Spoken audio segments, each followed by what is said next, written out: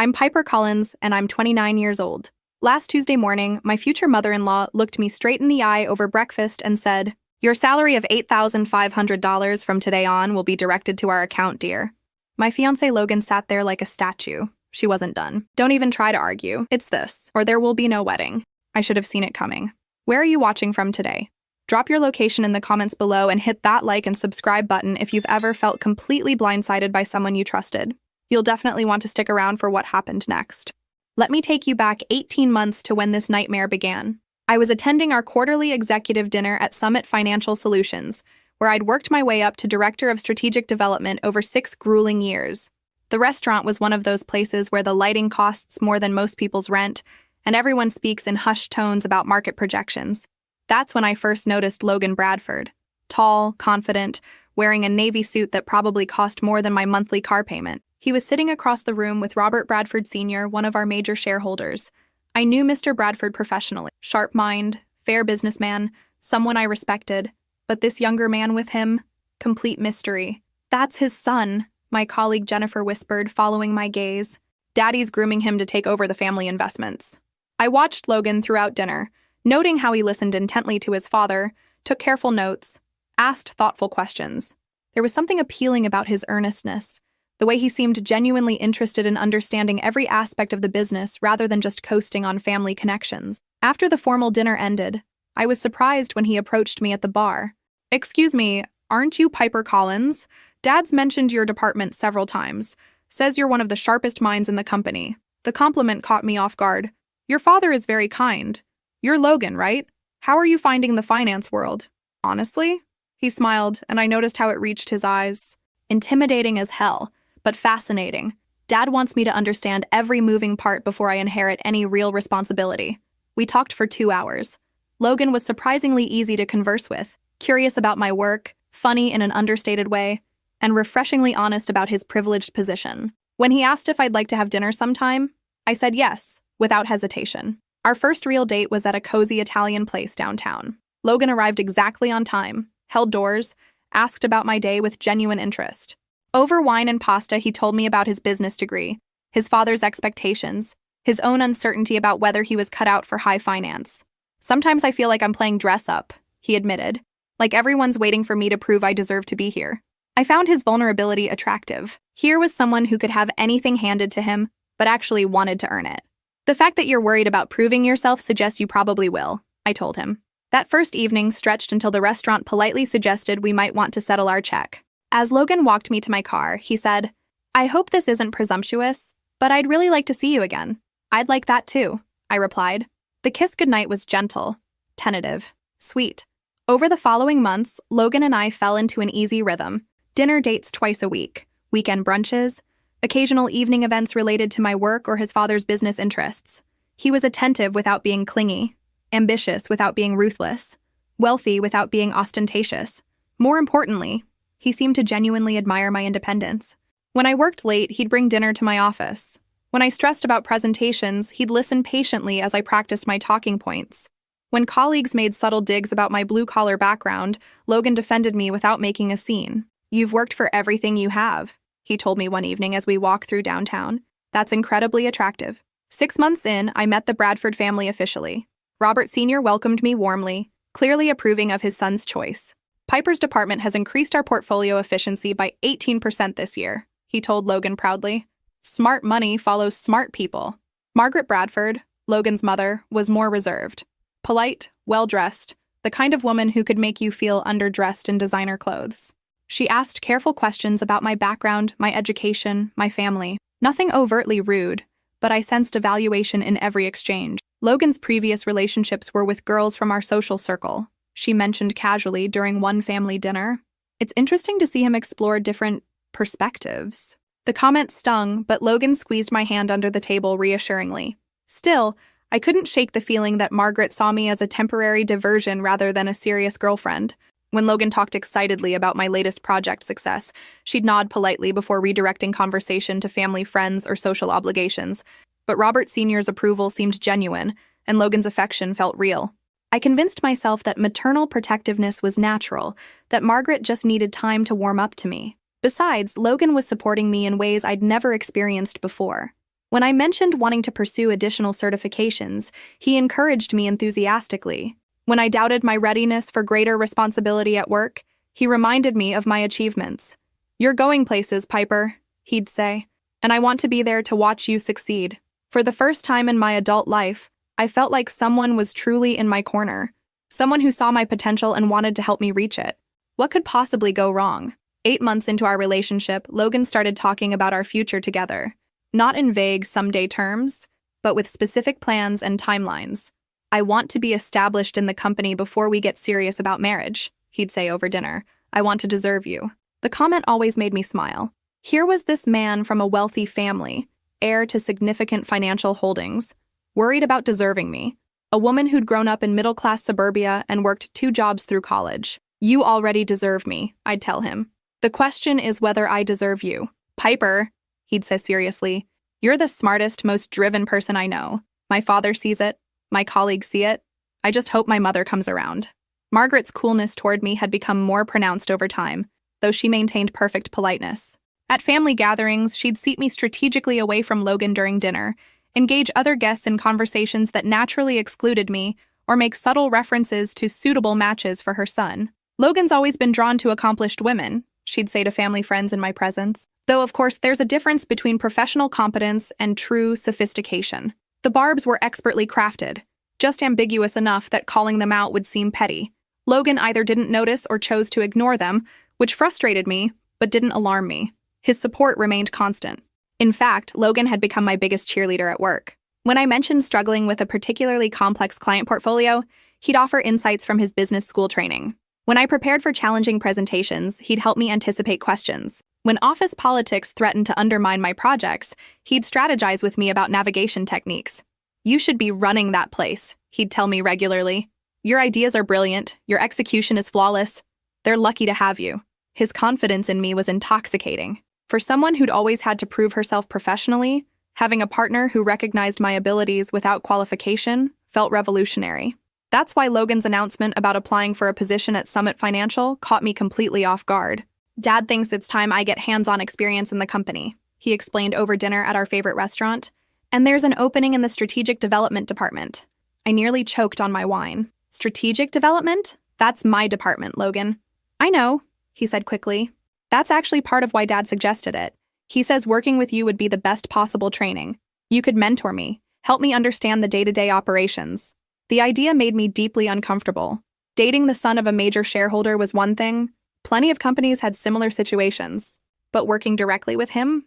That seemed like a recipe for workplace gossip and professional complications. "Logan, I don't know if that's wise," I said carefully. "It could create conflicts of interest, questions about favoritism. I've worked really hard to build my reputation there." His expression shifted slightly. "Are you saying you don't want me at the company?" "I'm saying I'm concerned about how it would look, how it might affect both our careers." "Piper," he said, reaching across the table to take my hand, "we're talking about getting married. Our careers are going to be intertwined anyway. This could be a great opportunity for us to build something together." The marriage reference made my heart flutter despite my practical concerns. We'd discussed it theoretically, but this was the first time Logan had spoken about it as an inevitability rather than a possibility. "Besides," he continued, "Dad specifically requested that I work with you. He says you're the person who could teach me the most about the business. That's an incredible compliment, Piper. He trusts you with his son's professional development." When he put it that way, my objection seemed selfish and short-sighted. Robert Bradford's confidence in me was professionally flattering. If he believed I was the right person to guide Logan's transition into the company, refusing would seem ungrateful and insecure. "I suppose if your father specifically requested it," I said slowly, "and if we maintain professional boundaries at work." Logan's smile was brilliant. "Absolutely. Complete professionalism during business hours. I'll report to you just like any other junior colleague." The conversation continued over dessert, with Logan outlining his plans for learning the business from the ground up, his respect for my expertise, his excitement about working together. His enthusiasm was contagious, and by the end of the evening, I'd moved from reluctant acceptance to cautious optimism. Maybe this could work. Maybe having Logan in the department would actually strengthen my position. Robert Bradford would see firsthand how effectively I could develop talent, mentor the next generation of company leadership. If I handled this right, it could be the career boost that finally pushed me into senior management. 3 weeks later, Logan started at Summit Financial. His first few days went smoothly. He arrived early, stayed late, asked thoughtful questions, and treated me with the same respectful professionalism he showed other senior staff. During meetings, he deferred to my expertise without being obsequious. When colleagues made subtle comments about our relationship, he deflected them gracefully. "Piper's been incredibly generous with her time and knowledge," he'd say when people asked how it felt to be dating his supervisor. "I'm learning more in a week here than I did in a semester of business school." The compliment always made him glow with pride. Logan's respect for my abilities felt genuine, his eagerness to learn authentic. For the first time since he'd announced his intention to join the company, I relaxed. That lasted exactly 2 weeks. The shift began subtly. Logan started arriving at the office before me, staying later, scheduling meetings with clients I'd been cultivating for months. When I asked about these initiatives, he'd explain them as learning opportunities Robert Sr. had suggested. "Dad wants me to understand client relations from every angle," he'd say. "He thinks observing your techniques firsthand is the best education I could get." But observing had somehow become participating, then leading. When I mentioned my concerns during our weekly department meeting, Logan looked genuinely surprised. "Piper, I thought you knew about these meetings. Dad said you'd been informed." I hadn't been informed. Neither had our department head, apparently, who looked equally confused by Logan's initiatives. After the meeting, I pulled Logan aside. "We need to talk about communication and chain of command," I said firmly. "You can't schedule client meetings without clearing them through me first." "You're absolutely right," he said immediately. "I apologize. Dad gave me such specific instructions that I assumed you'd been consulted. It won't happen again." His contrition seemed sincere, and I wanted to believe him. But a nagging unease had settled in my stomach. That evening, Logan suggested dinner at an upscale steakhouse to apologize properly for the miscommunication. Over expensive wine and perfectly cooked filet mignon, he was attentive, charming, full of praise for my professional expertise and personal grace. "I'm learning so much from you," he said earnestly. "About business, about leadership, about how to navigate complex relationships with integrity. You're amazing, Piper." By dessert, my concerns had melted away again. Logan was inexperienced, eager to please his father, sometimes overzealous in his efforts to prove himself. These were minor growing pains, easily corrected with clear communication. I had no idea that he'd already been having very different conversations with his father about my future at the company, the conversation that would destroy everything I'd worked for. 2 months after Logan joined my department, I finally felt like we'd found our professional rhythm. He'd learned to clear client meetings through me, respected the departmental hierarchy, and his natural intelligence was becoming an asset to our team. Better yet, his presence seemed to elevate my own standing with upper management. "The Bradford boy is lucky to have you mentoring him," Mr. Henderson, our department head, told me during my quarterly review. "Robert Sr. specifically mentioned how impressed he's been with Logan's development under your guidance." I glowed with professional pride. Mentoring the son of a major shareholder successfully was exactly the kind of high-visibility achievement that could fast-track my career advancement. If I could help shape Logan into an effective leader while strengthening my own reputation, this arrangement might be the best thing that had ever happened professionally. At home, Logan was increasingly serious about our future together. He'd started making references to "when we're married," rather than "if we get married," asking my opinions about neighborhoods for house hunting, discussing timelines for major life decisions. "I want to be established professionally before we take the next step," he'd say over dinner. "I want to prove I can be a real partner to you, not just someone riding on family connections." His consideration touched me deeply. Logan understood that I'd worked hard for everything I'd achieved, and he seemed determined to earn his own success before claiming me as a wife. It was exactly the kind of thoughtful approach I'd want from a life partner. That's why his phone call on Monday morning devastated me so completely. I was reviewing quarterly reports when my phone rang. Logan's name appeared on the screen, which surprised me since he was supposed to be in client meetings all morning. "Hey," I answered. "Everything okay?" "Piper." His voice sounded strange, tight with some emotion I couldn't identify. "I need to tell you something, and I need you to hear me out completely before you react." Ice formed in my stomach. "What's wrong?" "I got a call this morning from HR about a position." "A position?" I repeated slowly. "Director of Strategic Development." The words hit me like a physical blow. "That's my position, Logan." "I know," he said quickly. "I know how this sounds, but please let me explain. They offered me the role, and I accepted it." The phone slipped in my suddenly sweaty palm. "You accepted my job?" "Piper, listen to me. They said there were performance concerns in the department, questions about leadership effectiveness. I had no idea they were considering changes until they called me this morning." "Performance concerns?" My voice came out as a whisper. "What performance concerns?" "I don't know the details. HR said they'd discuss everything with you later today, but they made it clear that the decision was already made. I stood up so abruptly that my chair rolled backward into the wall. You took my job, Logan. You've been working for me for 2 months, learning everything I do, meeting my clients, and now you're taking my job? I didn't engineer this, Piper. I swear to you, I had no idea this was coming. Didn't you? The pieces were clicking together with horrible clarity. All those client meetings you scheduled, all those conversations with your father about my work, all those questions about departmental procedures. That's not what this was about, isn't it? My voice was rising, and I didn't care who heard me. Your father is a major shareholder, Logan. You think it's coincidence that his son just happened to be offered my job after 2 months of observing everything I do? Piper, please. You have to believe me. I'm as shocked as you are. Are you? I asked coldly. Because you accepted the position pretty quickly for someone who was shocked. There was a long pause. When Logan spoke again, his tone had shifted from apologetic to defensive. Look, I understand you're upset, but maybe this is happening because maybe you weren't as irreplaceable as you thought you were. The cruelty of the comment took my breath away. What did you just say to me? I'm sorry, he said immediately. That came out wrong. I just meant that if they're making this change, maybe there were issues you weren't aware of. Issues like what, Logan? Issues like dating your boss's son? Issues like training my replacement without knowing it? That's not what this is. Then what is it? I demanded. Explain to me how your father, who's been so impressed with my work, suddenly decided I needed to be replaced by his son. I don't know, Logan said, but his voice lacked conviction. You don't know or you don't want to tell me. Another pause. Longer this time. Piper, Dad did mention that he thought I might be ready for more responsibility soon, but I never imagined it would happen like this. More responsibility soon, I repeated flatly. How soon, Logan? How long have you and your father been planning my professional demise? It's not like that. What is it like then? I was practically shouting now. Because from where I'm sitting, it looks like I've been training my replacement, sleeping with my replacement, and falling in love with my replacement. You still have a job, he said weakly. They're not firing you. I laughed, a sound completely devoid of humor. Oh, how generous. I'm sure there's a lovely junior position available somewhere in the company. Maybe I can work for you now, Logan. Wouldn't that be a fun reversal? Piper?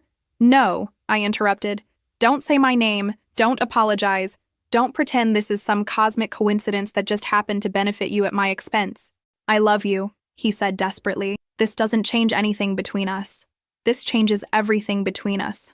I replied coldly. Everything. I hung up the phone and immediately called HR. Ms. Collins, the HR director said when she picked up. I was just about to reach out to you. About my job being given to someone with 2 months of experience? About the restructuring in the strategic development department, yes. Can you come in this afternoon to discuss your transition options? My transition options, I repeated numbly. We value your contribution to the company, Ms. Collins. We're confident we can find a role that suits your experience and skills. A role that suits my experience and skills. After 6 years of building the department's success, after training Logan myself, after countless late nights and successful client presentations, I was being transitioned to a role that suited my experience and skills. I hung up and sat in my office, staring at the wall decorated with awards and commendations I'd earned over the years. Awards that apparently meant nothing when measured against family connections and shareholder influence. My computer chimed with an email. Logan's name in my inbox made my stomach turn. Piper, please call me. I need to explain. This isn't what you think. I love you. We can work through this. Logan. I deleted the message without reading it twice. Then I did something I should have done months ago. I called my friend Sarah, who worked in employment law. Sarah, I said when she answered, I need advice. I think I'm being forced out of my job, and it involves my boyfriend and his father. Oh, honey, she said immediately. That doesn't sound good. Tell me everything. As I recounted the last few months to Sarah, patterns became clear that I'd been too infatuated to see before. Logan's strategic positioning, his father's involvement, the careful orchestration of my professional downfall. Piper, Sarah said gently when I finished, this sounds like a calculated corporate maneuver. The question is, are you going to let them get away with it? I looked around my office one more time, at the awards, the client photos, the evidence of everything I'd built. No, I said firmly, I'm not. But I had no idea that the real shock was still coming. The HR meeting confirmed my worst fears. They offered me a junior analyst position in a different department, with a 30% salary cut and no management responsibilities. A fresh start, they called it, an opportunity to explore new areas of the company. I listened to their euphemistic explanations with growing rage. 6 years of exemplary performance evaluations, department growth, and client satisfaction had been erased overnight in favor of nepotism and family connections. "I'll need time to consider your offer," I told them coolly, though we all knew I'd never accept such a humiliating demotion. Walking out of that meeting, I felt professionally murdered. Logan had called me 6 times since our morning conversation, left voicemails I refused to listen to, sent texts I deleted unread. I couldn't bear to hear whatever justifications he'd prepared for destroying my career. Instead, I drove home to my apartment and poured a large glass of wine, trying to process the magnitude of what had just happened. The man I'd fallen in love with, the man I'd trusted with my heart and my professional guidance, had systematically dismantled everything I'd worked for. My phone buzzed with another call from Logan. This time, I answered. "What?" I snapped. "Piper, thank God. Please, I need to see you. I need to explain what really happened." "I know what really happened, Logan. You and your father planned this. You used me to learn my job, then took it." "That's not true," he said, but his voice lacked the conviction I needed to hear. "Then explain it to me. Explain how your father, who praised my work consistently, suddenly decided his son with zero experience was better qualified for my position." There was a long pause. "It's complicated." "Complicated how?" "Dad? Dad has concerns about mixing family and business, about potential conflicts of interest." I felt like he'd slapped me. "So, I'm the conflict of interest? Not you, the shareholder's son who's been handed my job. Me, the person who's worked here for 6 years. He thinks it would be cleaner if we weren't working in the same department." "Cleaner," I repeated. "So instead of moving you to another department, they're giving you mine." "Piper, no, Logan, stop. Just stop talking." I was crying now, tears of rage and betrayal streaming down my face. "You let them destroy my career. You accepted my job, and now you're calling me to explain why it was necessary." "I love you," he said desperately. "This doesn't have to change anything between us." "How can you say that?" I sobbed. "How can you possibly think this doesn't change everything? You chose your career over mine, your family over mine, your future over ours. That's not what I did." "Then what did you do, Logan? Because from where I'm sitting, you sold me out for a promotion." The line went quiet for so long I thought he'd hung up. When he finally spoke, his voice was different, colder. "Maybe you should consider that if they chose me over you, there were reasons you're not seeing." The cruelty of it took my breath away. "Are you suggesting I deserve this?" "I'm suggesting that maybe you're not as indispensable as you thought you were. Maybe your performance wasn't as stellar as you believed." I hung up without saying goodbye. For the next 3 hours, I sat on my couch crying and drinking wine, staring at my phone and fighting the urge to call Logan back, to scream at him, to demand a better explanation. Part of me hoped he'd call again, apologize for his cruel words, restore some faith in the man I thought I'd known. He didn't call. Instead, I received a text from my friend Jennifer at work. "Board meeting this afternoon. Something big happening in strategic development. Are you okay?" I was decidedly not okay. The next morning, I dressed carefully in my best suit and returned to Summit Financial for what I assumed would be my final day. I planned to clean out my office, say goodbye to colleagues, and begin the humiliating process of job hunting after being essentially forced out. Instead, I was summoned to the boardroom. "Ms. Collins," Robert Bradford Sr. said as I entered the conference room where all the company's major shareholders sat around the polished table. "Please have a seat." I sat, confused and wary. Logan was nowhere to be seen. "We've asked you here," Mr. Bradford continued, "to discuss a change in your employment status." Here it comes, I thought. The formal termination disguised as mutual agreement. Effective immediately, you're being promoted to Senior Director of Strategic Development, with expanded oversight of 3 additional departments. I blinked, certain I'd misheard. "I'm sorry, what?" "Your salary will increase to $8,500 per month, plus quarterly performance bonuses based on departmental success. You'll also receive stock options and a company car." The room seemed to spin slightly. "I don't understand. Yesterday I was told my position was being eliminated." Mr. Bradford's expression hardened. "Yesterday there was some confusion about personnel decisions. That confusion has been resolved. What about Logan?" "Logan is no longer with the company," he said simply. What happened?" Mr. Bradford leaned back in his chair. "Let's just say that your email prompted an investigation that revealed behaviors I couldn't ignore as both a father and a businessman. Your qualifications, however, have been consistently undervalued. We're correcting that oversight." I sat in stunned silence as the board members outlined my new responsibilities, my expanded team, my enhanced compensation package. Everything I dreamed of professionally was being handed to me, but I was too shocked to process it properly. Do you accept the position, Miss Collins?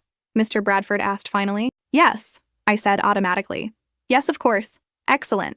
Your new office is on the 15th floor. Executive level. We'll have your things moved up today. As I left the boardroom in a daze, my phone buzzed with a call from Logan. This time I answered immediately. Piper, he said, his voice hollow. Did you hear about my termination? I just came out of the board meeting, I said carefully. Dad fired me because of you, he said bitterly, because you complained about me getting your job.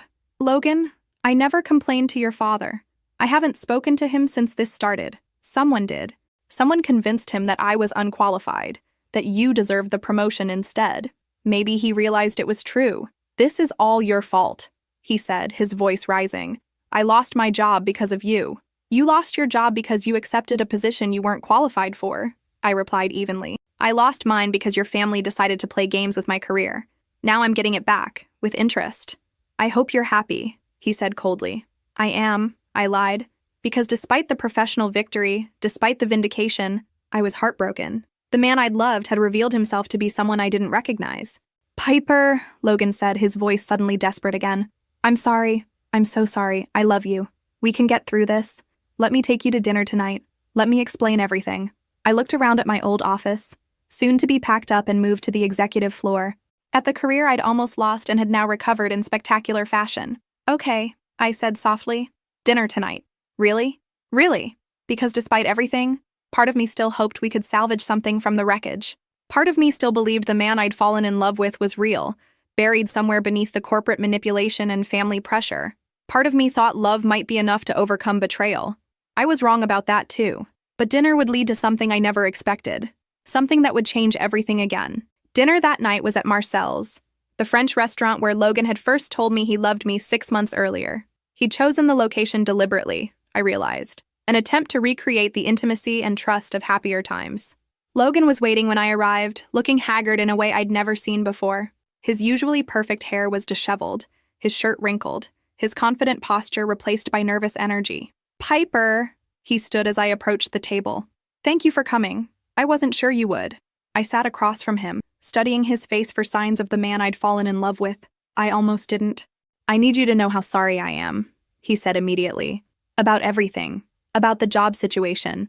About what I said on the phone. About how this all played out. Which part are you sorry about, Logan? Taking my job or getting caught? He winced. I'm sorry for hurting you, for not protecting you, for not being honest about what my father was planning. So you did know. He was quiet for a long moment. I knew Dad was considering changes in the department. I knew he wanted me to take on more responsibility. But I swear to you, Piper, I didn't know they were planning to replace you until HR called me yesterday morning. And you said yes immediately. I panicked, he admitted. Dad had been building up to this for weeks, talking about my future with the company, my readiness for leadership roles. When they offered me the position, I felt like I couldn't say no without disappointing him. So you disappointed me instead. I made a terrible mistake, he said, reaching across the table to take my hand. I didn't pull away, though I wanted to. I should have consulted you first. I should have considered how it would affect your career. You should have declined the position entirely. You're right, he said immediately. You're absolutely right. I was selfish and short-sighted and completely wrong. The waiter appeared to take our orders, providing a momentary respite from the emotional intensity. Logan ordered wine, a good vintage, expensive, another gesture aimed at recreating better times between us. Tell me about your day, he said when we were alone again. About the promotion. It's everything I've worked toward for years, I said carefully. Senior director, expanded responsibilities, significant salary increase. Your father was very generous. Logan's jaw tightened slightly. Dad feels guilty about what happened. He's trying to make amends. Is that what you think this is? Guilt? Isn't it? I sipped my wine, considering how much to reveal.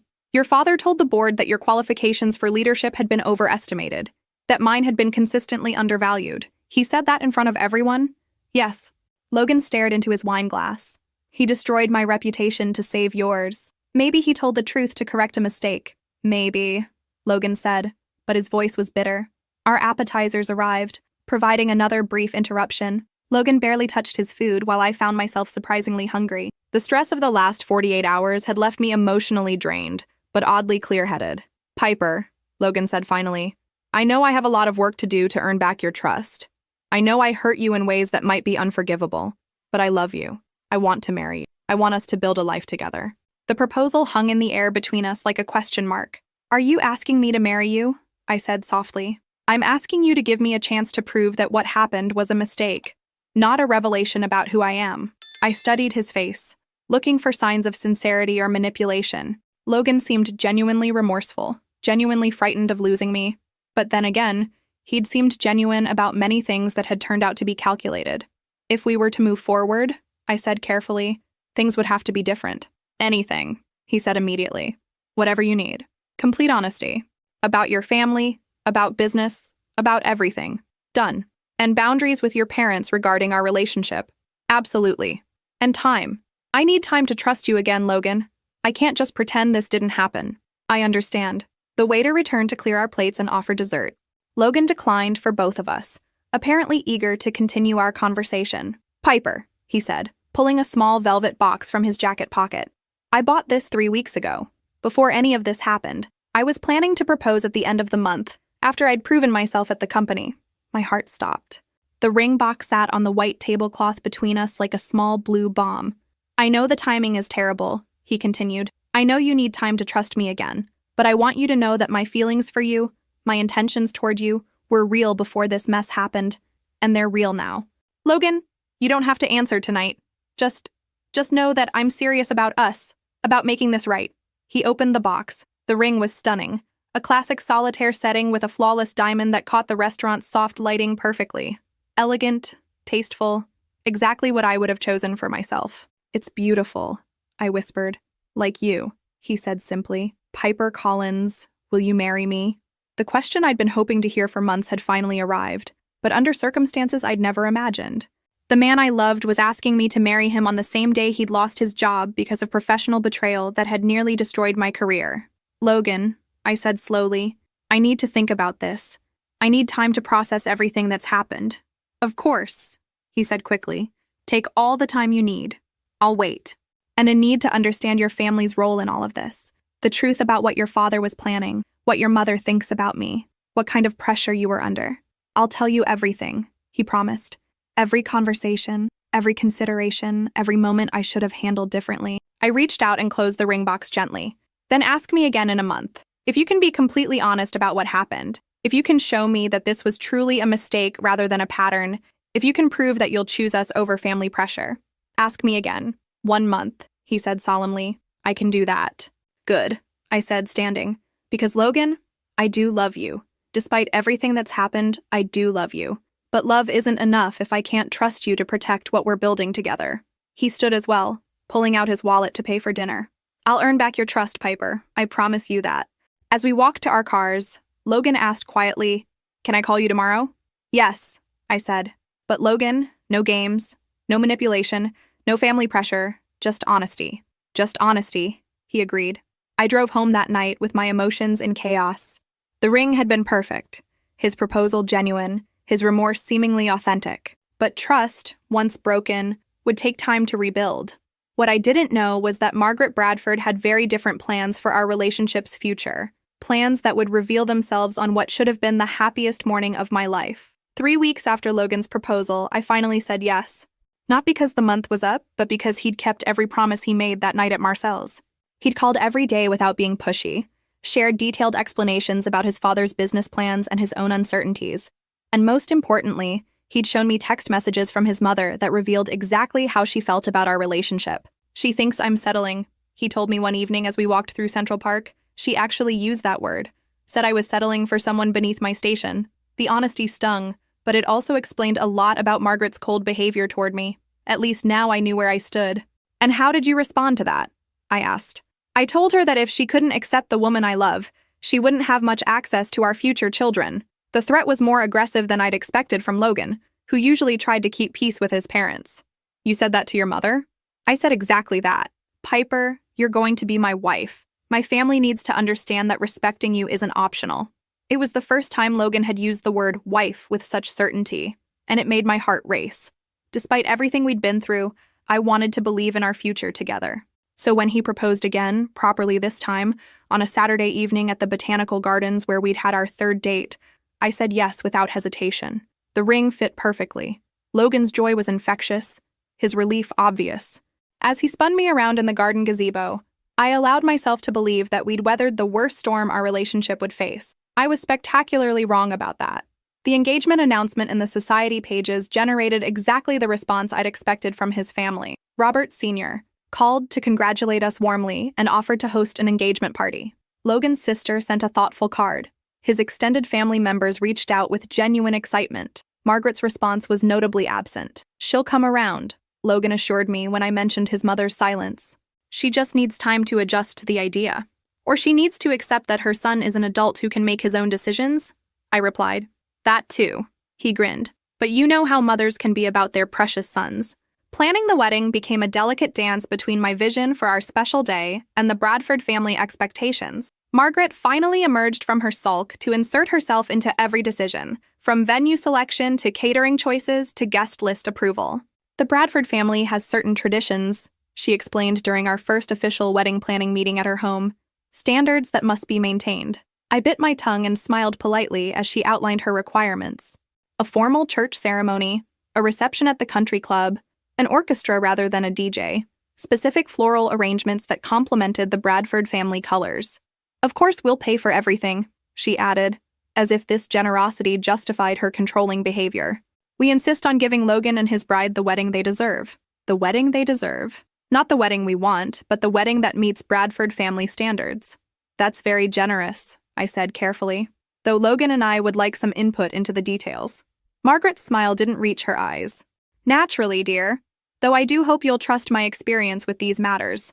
I've planned several weddings in our social circle." Logan, to his credit, pushed back against some of his mother's more extreme demands.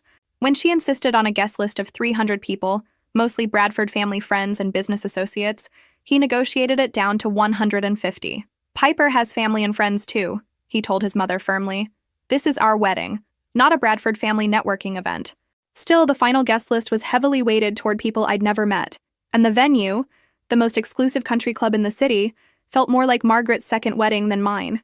The dress shopping experience epitomized our entire relationship dynamic.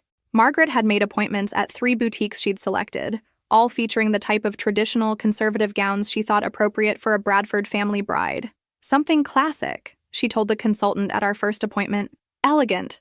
Appropriate for our family's position in the community." I tried on dress after dress that met Margaret's criteria, while feeling increasingly disconnected from what should have been one of the most exciting days of wedding planning. Every gown was beautiful, expensive, and completely wrong for my personality. "This one is perfect," Margaret announced as I emerged from the dressing room in a cathedral train ball gown that made me feel like I was wearing a costume. "So sophisticated." Logan, who'd been largely silent during the appointment, finally spoke up. "Piper, what do you think? Do you love it?" "It's beautiful," I said diplomatically, avoiding the direct question. "But do you love it?" he pressed. I looked at myself in the 3-way mirror, seeing a stranger wearing someone else's dream dress. "I think I'd like to keep looking." Margaret's jaw tightened almost imperceptibly. "Of course, dear. Though I should mention that ordering takes 12 weeks, and we're already cutting it close." The subtle pressure was expertly applied, but Logan surprised me by standing firm. "Mom, if Piper wants to keep looking, we keep looking. The dress is important." That afternoon, Logan took me to a small boutique I'd admired but never mentioned. "Try on whatever you want," he said. "No family pressure, no time constraints. Just find the dress that makes you feel like yourself." I found it on the 3rd try. A sleek, modern gown with delicate beading and a flowing train that felt both elegant and authentically. When I stepped out of the dressing room, Logan's expression told me everything I needed to know. "That's the one," he said softly. "That's my bride." The dress cost twice what Margaret had budgeted, but Logan didn't hesitate to pay the difference. "This is what you want," he said simply. "This is what you should have." In moments like those, I remembered why I'd fallen in love with him despite his family's complications. 2 weeks before the wedding, all the pieces seemed to be falling into place. The venue was booked, the flowers arranged, the catering confirmed. My dress hung in my closet like a promise of the future we were building together. Logan and I had settled into a comfortable routine of shared dinners, wedding planning sessions, and long conversations about our hopes for married life. He was attentive without being clingy, excited about our future without being unrealistic about the challenges we'd face blending our very different backgrounds. "I know my family can be difficult," he told me one evening as we reviewed the final guest count, "but I need you to know that you come first. Always. Whatever happens, whatever pressure they apply, you're my priority." "I know that," I said, and I meant it. Logan had proven his commitment to me repeatedly over the past few months. What I didn't know was that Margaret Bradford had one final test planned for our relationship, a test that would reveal exactly what kind of man I was really marrying, and what kind of family I was about to join. The morning of our wedding would bring revelations that would change everything forever. Our wedding day dawned crisp and clear, exactly the kind of October morning I'd dreamed of when we first set the date. The hotel suite was filled with autumn flowers, my dress hung perfectly pressed by the window, and my bridesmaids were due to arrive in an hour for champagne and preparation photos. I should have been nervous, excited, overwhelmed with bridal emotions. Instead, I felt strangely calm as I sipped my morning coffee and watched Logan sleep peacefully in the bed beside me. In a few hours, I'd officially become Mrs. Logan Bradford, joining one of the city's most prominent families.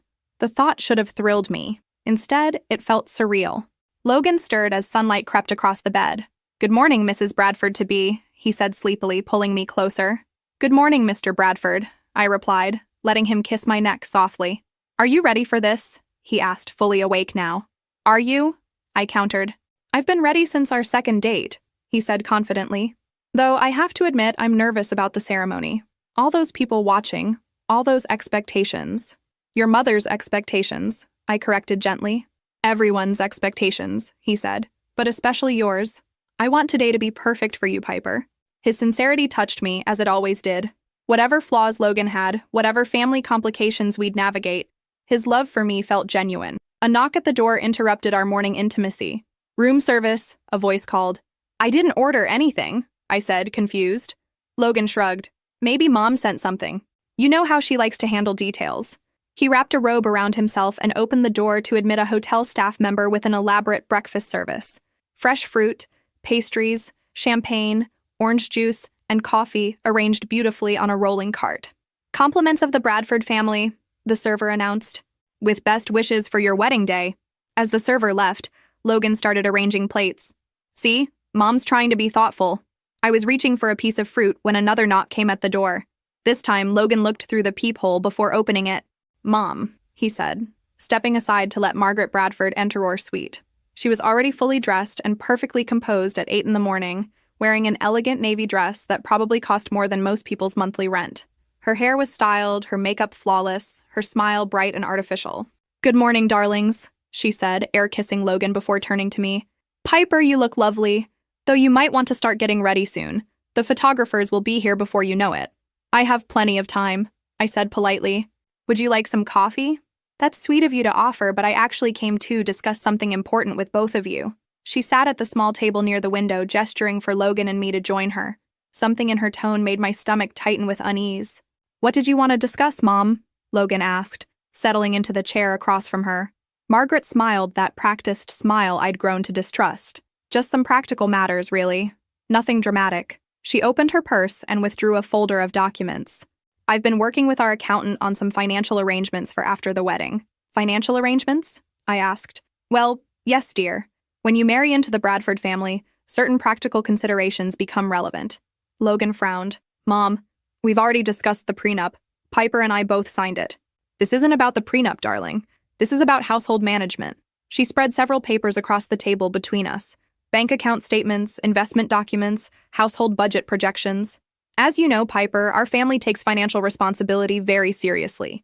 We've always believed that money should be managed by those with the most experience handling significant assets." I glanced at Logan, who was studying the documents with growing confusion. "What exactly are you suggesting, Mom?" Margaret's smile never wavered. "I'm suggesting that Piper's salary should be managed through the family accounts. For efficiency, you understand. For proper tax planning and investment strategies." The words hung in the air for several seconds before their full meaning registered. "You want my paycheck to go into your account?" I said slowly. "The family account, yes.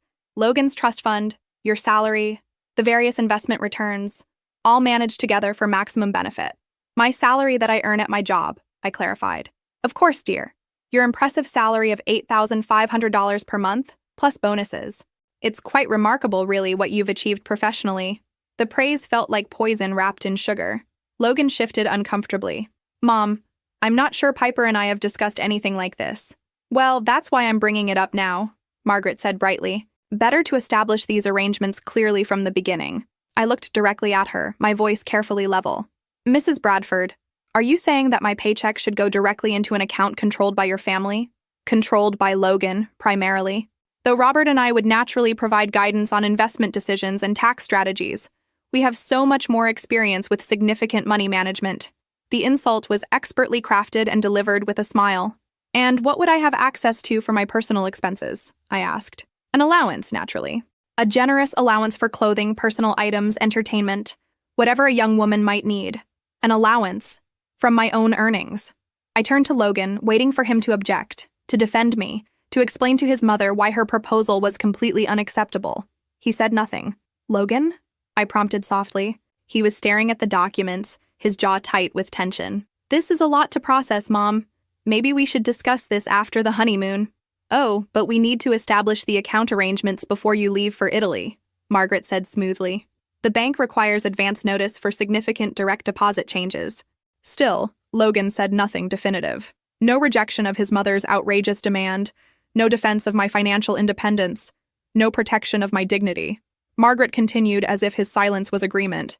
I know it seems overwhelming, dear, but you'll appreciate having these responsibilities handled for you. Managing significant wealth can be quite stressful for someone without experience. Someone without experience. Someone not good enough to handle her own money. Someone who needed the Bradford family to manage the salary she earned through her own professional achievements. What do you think, Piper? Margaret asked, her tone suggesting there was only one acceptable answer. I looked at Logan one more time, giving him a final opportunity to intervene, to stand up for me, to show that he understood how insulting his mother's proposal was. He met my eyes but remained silent. I smiled politely and said the two words that would end everything. That's interesting. What do you think will happen next? Will Piper accept this outrageous demand, or does she have something else in mind? Let me know in the comments below. I stood up from the table with deliberate calm, still wearing my silk pajamas and hotel robe. You know what, Margaret? I think that's a wonderful idea. Both Logan and his mother looked slightly surprised by my agreeable tone. It is? Margaret said, though she tried to hide her shock with another practiced smile. Absolutely, I replied sweetly. It makes perfect sense that the Bradford family should handle all financial decisions. After all, you have so much experience with money management.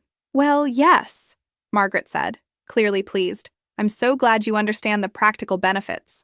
Logan was watching me with growing unease, as if he sensed something beneath my compliance that he couldn't quite identify. In fact, I continued, moving toward my suitcase, I think you should handle all the financial arrangements for today as well. Today? Margaret asked. The wedding expenses, the final payments to vendors, the reception costs, all those practical details that require someone with real experience managing significant money. He began pulling clothes from my suitcase while Margaret and Logan exchanged confused glances. Piper, Logan said slowly. What are you doing? Getting dressed, I replied matter-of-factly. Your mother is absolutely right that I lack experience with financial responsibility, so I'm leaving all of today's money management in her capable hands. Margaret's confident expression began to falter. I don't understand, dear. It's simple, I said, pulling on jeans and a sweater. I'm withdrawing my financial contribution to this wedding. Since my money needs to be managed by people with more experience, I shouldn't be making any significant financial decisions today. Piper, stop, Logan said, standing up. What are you talking about?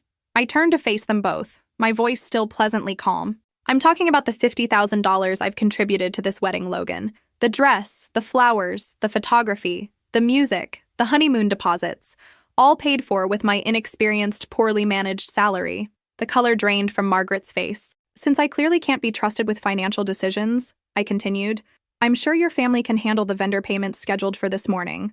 Logan was staring at me in growing alarm. Piper, you can't be serious. Oh, I'm completely serious, I said, closing my suitcase with a decisive snap. Your mother has convinced me that I shouldn't be making independent financial choices. So I'm not. Margaret had gone very quiet, apparently realizing that her morning manipulation had just backfired spectacularly. Where are you going? Logan asked as I moved toward the door. To make a phone call, I replied, to someone with appropriate experience handling wedding logistics. I walked into the hotel hallway, pulling out my phone to call Sarah Mitchell, our wedding coordinator. She answered on the second ring. Piper, big day, how are you feeling? Sarah, I need you to cancel the wedding. Silence. Then, I'm sorry, what? Cancel everything. The ceremony, the reception, all of it, immediately. Piper, is everything okay? Are you having cold feet? I'm having clarity, I replied. Please contact all the vendors and inform them that the wedding is canceled. The Bradford family will handle any financial obligations. But, Piper, the vendors need to be paid today. Final payments are due before services are provided. Then the Bradford family should pay them. I'm withdrawing my financial participation. Another long pause. Okay, I need to understand what's happening here. Are you calling off the wedding entirely or postponing? Calling it off entirely. And you want me to notify vendors that the Bradford family is responsible for all payments? Exactly. What about guest notifications? Notify my family and friends only. Let them know the wedding is canceled and they shouldn't come to the church. Don't contact any of Logan's family or the Bradford family guests. Piper, this is going to be complicated. I know. That's why I'm paying you to handle it. Use your experience with difficult logistics. All right, Sarah said, though I could hear the stress in her voice. I'll start making calls immediately. But Piper, are you sure about this? I've never been more sure of anything in my life. I hung up and returned to the suite, where Logan was pacing frantically while Margaret sat frozen at the table. What did you just do? Logan demanded. I called our wedding coordinator and canceled the wedding, I said simply. Margaret gasped. You can't do that. Actually, I can. And I did. Logan grabbed my arm. Piper, stop. We can work this out. We can discuss the financial arrangements after the wedding. I looked down at his hand on my arm until he released me. There's nothing to discuss, Logan. Your mother made her position very clear. My money isn't my own. I'm not capable of making appropriate financial decisions. I need Bradford family supervision. That's not what she meant, he said desperately. Isn't it? I turned to Margaret.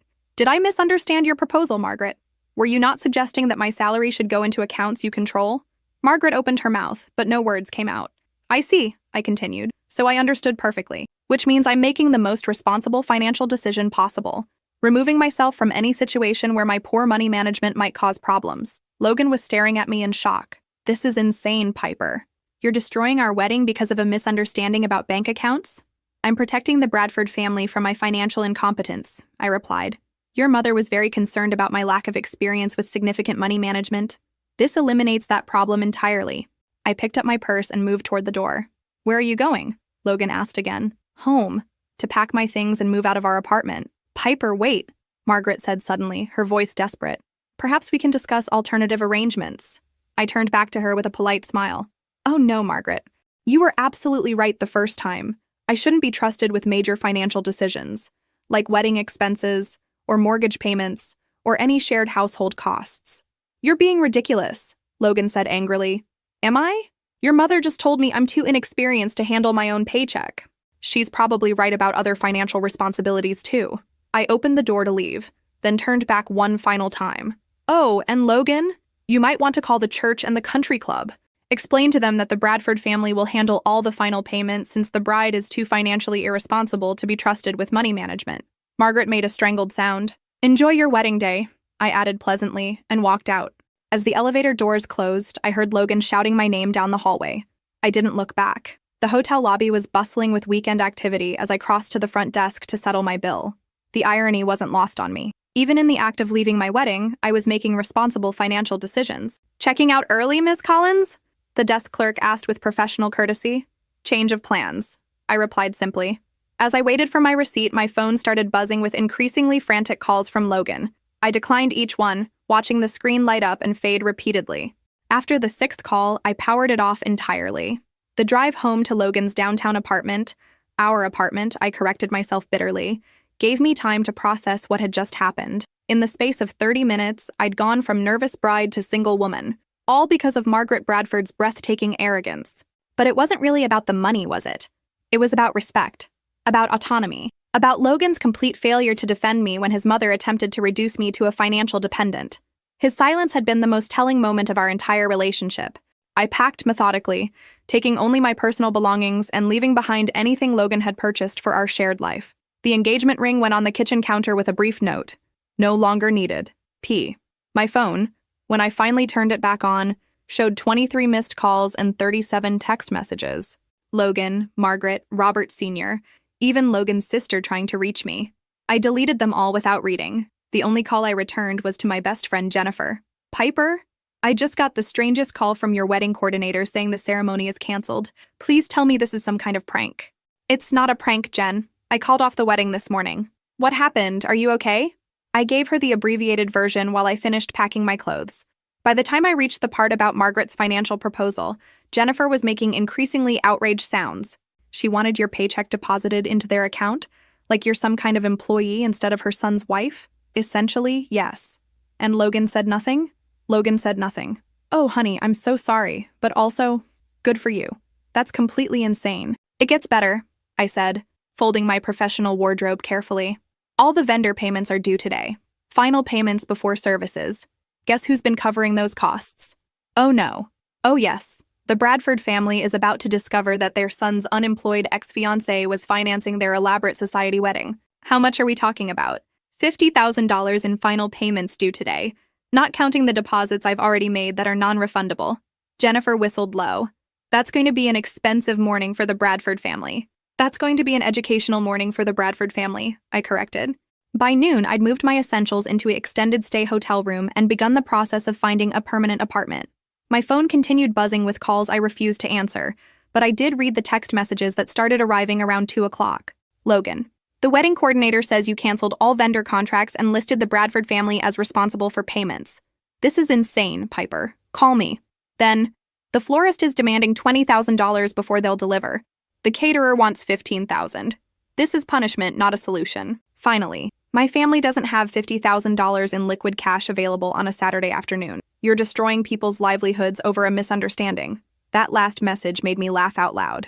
People's livelihoods? The vendors would be paid eventually by whatever Bradford family member had access to emergency funds. But Logan's concern for people's livelihoods was rich coming from someone who'd allowed his mother to treat me like financial dead weight. I crafted one text message in response.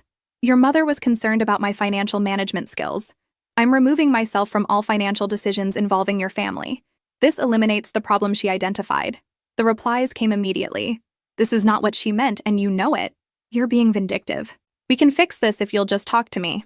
I turned the phone off again. By evening, I'd heard through Jennifer that the wedding had officially been canceled after the Bradford family couldn't secure enough cash to pay the vendors. The church service never happened. The country club reception was called off, and 200 guests received last-minute notifications that the wedding was postponed due to unforeseen circumstances. Margaret Bradford spent the day frantically calling relatives asking for emergency loans, Jennifer reported after talking to her cousin, who worked at the country club. Apparently, they managed to pay the most essential vendors by pooling family resources, but the reception was still canceled. Good, I said simply. Logan's been calling everyone you know trying to find you. I'm sure he has. Are you going to talk to him eventually? Eventually, maybe, but not today. And not until he understands what really happened this morning. What Logan didn't understand yet was that this morning's events weren't about wedding planning or financial arrangements. They were about fundamental respect and equal partnership in marriage. His mother had tested whether she could treat me like a dependent rather than a daughter-in-law. Logan had failed to defend me against that test. That failure had cost him everything. But I wasn't finished teaching the Bradford family about consequences. Not even close. Monday morning arrived with crystalline clarity. I woke up in my hotel room, ordered room service, and prepared for what would either be the most satisfying or most professionally destructive day of my career. Over coffee and fruit, I composed the email that would change everything. The subject line was simple. Conflict of interest disclosure. Bradford family business dealings. I addressed it to the entire Summit Financial Solutions staff directory. Every employee from executives to administrative assistants. If I was going down professionally, I was going down with transparency. Dear colleagues, I began, my fingers moving steadily across the keyboard.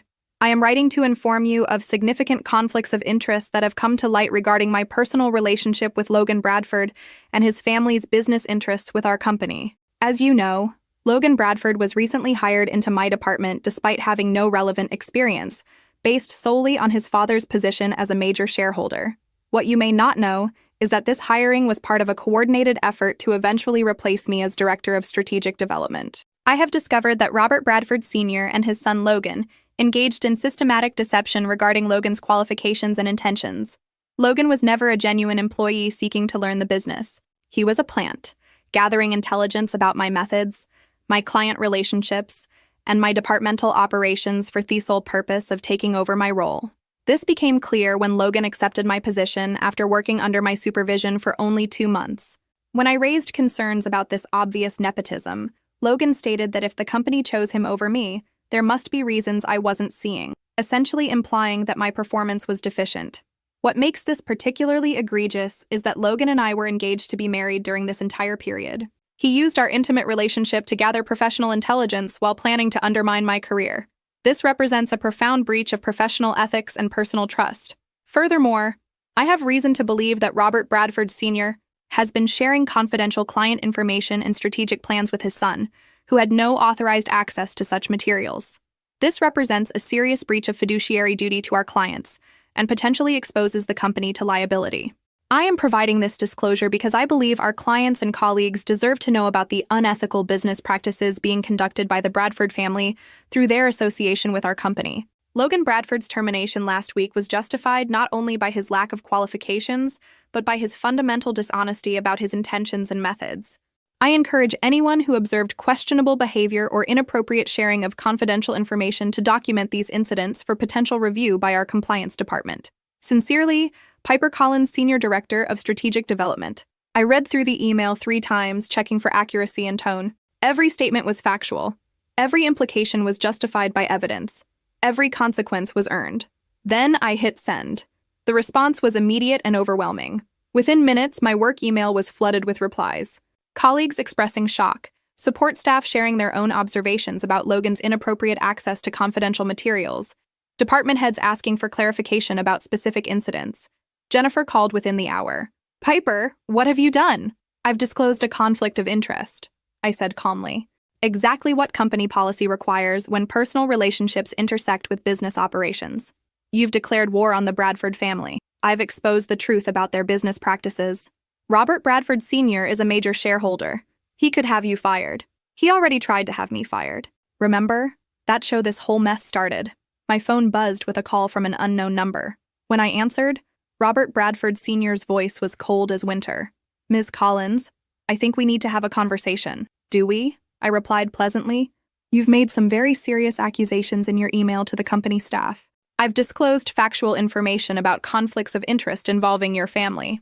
You've slandered my son and questioned my business integrity. I've documented observable behavior and raised legitimate concerns about corporate governance." There was a long pause. "What do you want, Ms. Collins?" "I don't want anything, Mr. Bradford. I'm simply ensuring that our clients and colleagues have accurate information about the business relationships that might affect their interests. This is about the wedding, isn't it? About some family disagreement that has nothing to do with business. This is about professional ethics, Mr. Bradford. About nepotism, deception, and conflicts of interest. The wedding cancellation was just the final catalyst for addressing these concerns. You're making a serious mistake." "I don't think I am, but I guess we'll find out."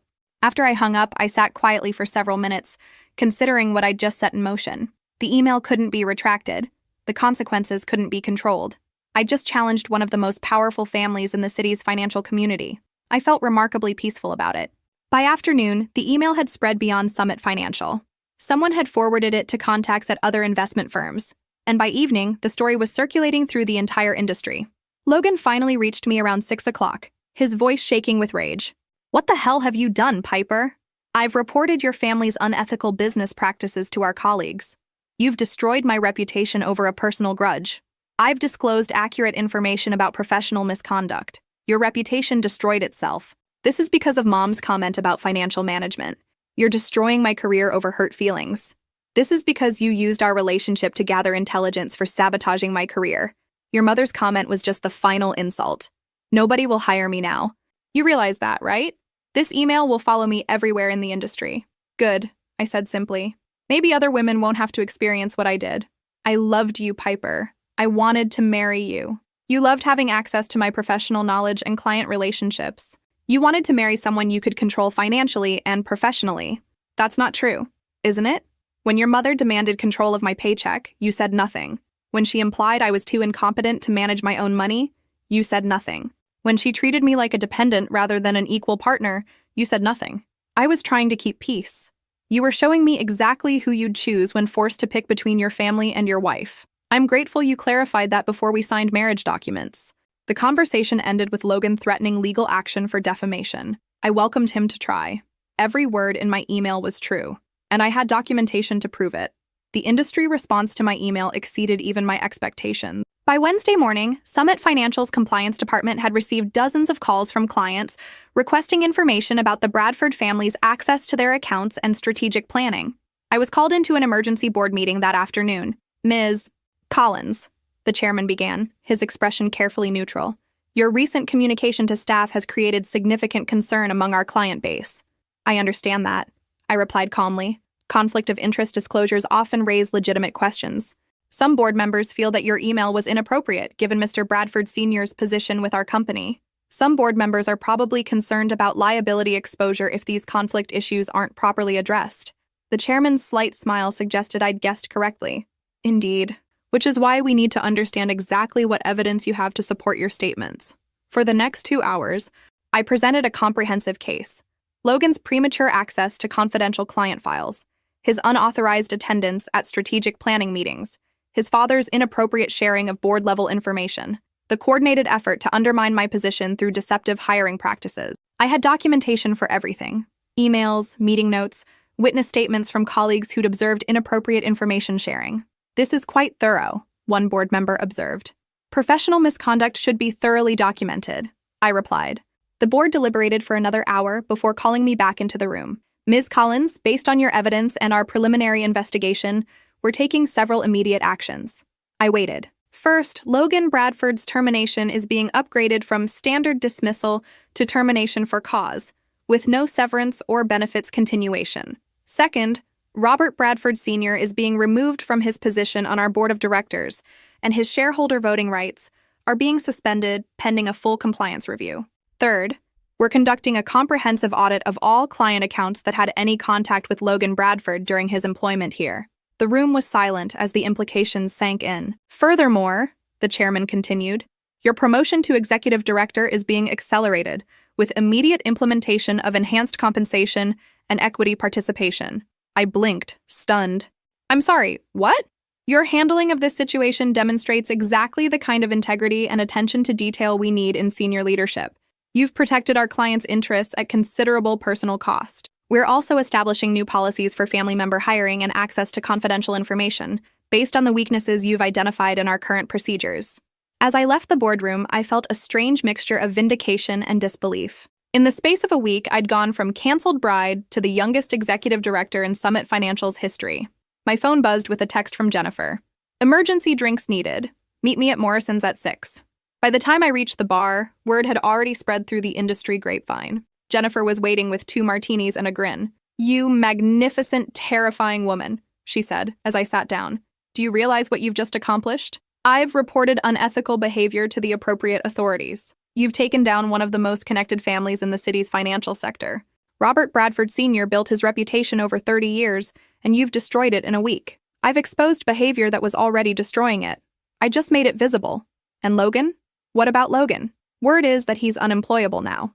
No firm will touch him after your email and the board's findings. I sipped my martini thoughtfully. Good. Maybe he'll learn to build something through his own efforts instead of undermining other people's work. You're really not going to feel guilty about this, are you? Should I? He used our relationship to sabotage my career. His father enabled systematic conflicts of interest that could have damaged our clients. His mother treated me like a financial dependent. Why should I feel guilty about documenting the truth? Because you loved him. I loved who I thought he was. The real Logan turned out to be someone entirely different. Jennifer raised her glass. To the real Piper, then, who turned out to be someone even more formidable than any of us imagined. We clinked glasses, and for the first time in months, I felt genuinely excited about my future. The next morning brought a final surprise. Robert Bradford Sr. called me personally. Ms. Collins, I owe you an apology. I said nothing, waiting. My investigation into my son's activities has revealed behavior I find deeply disappointing. You were right to bring these issues to the board's attention. I'm glad you see it that way. Logan's actions were unethical and unprofessional. But more than that, they were disrespectful to you personally. As someone who worked hard to build her career, you deserved better treatment from our family. The apology was unexpected and genuine sounding. My wife's behavior at your wedding was equally inappropriate. I want you to know that I had no knowledge of her financial demands, and I completely disagree with her approach. I appreciate you saying that, Mr. Bradford. I also want you to know that I support the board's decisions regarding Logan and myself. Some mistakes require significant consequences. After we hung up, I reflected on how completely the situation had reversed itself. The Bradford family's attempt to control and diminish me had instead elevated me to unprecedented professional success, while destroying their own standing in the industry. Sometimes justice is poetic. Sometimes karma works exactly as it should. And sometimes standing up for yourself creates consequences you never could have imagined. 6 months later, I stood at the window of my new executive office on the 22nd floor, looking out at the city skyline that had once seemed so intimidating. The Bradford family's attempt to diminish me had ultimately launched me into the stratosphere of professional success. Executive director at 29 years old, an unprecedented achievement in our industry according to the trade publications that had covered my promotion. Not because of family connections or political maneuvering, but because I'd protected client interests and corporate integrity when it would have been easier to stay silent. The irony was delicious. My assistant knocked softly on the door. "Ms. Collins? Your 3 o'clock appointment is here. Send her in, please." Margaret Bradford entered my office hesitantly, a stark contrast to the confident woman who had demanded control of my paycheck on what should have been my wedding day. She looked older, somehow diminished, though still impeccably dressed. "Thank you for agreeing to see me," she said as I gestured to the chairs across from my desk. "I was curious about what you wanted to discuss."